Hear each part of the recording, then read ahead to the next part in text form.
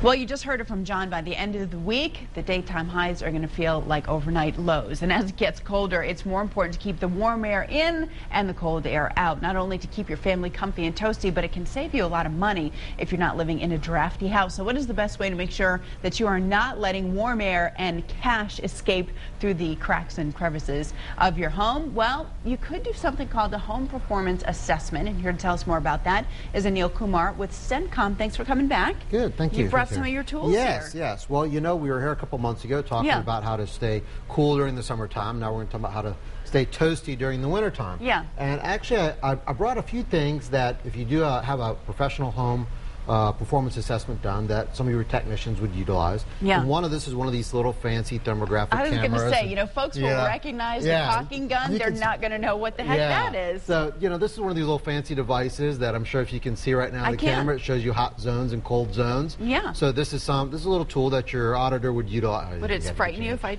No, not at all. See? Okay. Warm. You can see all the hot air coming out of the mouth, right?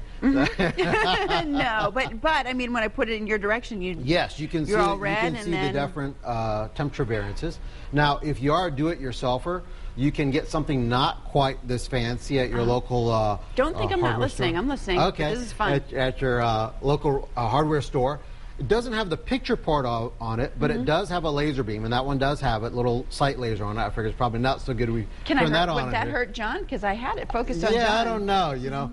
Not sure if you want your missiles heading any missiles this way. They might confuse the little laser. Yeah. So, but it won't have the picture part of it, but it will show you temperature variances. You know, if you point it towards, say, an outlet or a light switch. And that's where we brought one of these things, couple of these things in, because these are common little things that you can stick in your walls behind the plates to help insulate. I mean, most of the common sources of drafts that we find is obviously openings in the walls, right? Insulation's pushed aside in order to make way for the electrical wiring and stuff. So you use one of these little complicated caulk guns, right? And just seal around it, and then you would just simply place this around the outlet. What's that made out of?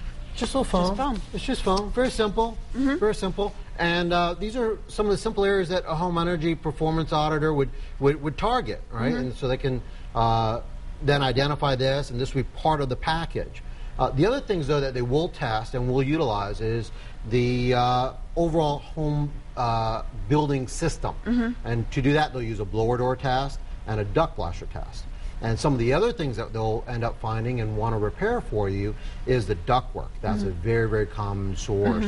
And a lot of that hot air that's blowing through the system, unfortunately, as time goes by, your ductwork expands and contracts with the heating and cooling. I know this happens to us every time. I know we only have a few seconds, but a lot of folks may feel like I'm in a brand new home. None of this applies to me. It's only old homes that have those problems. Is that true? No, not true. We find it in every home, especially the newer homes that tend to be a lot fancier, can lights.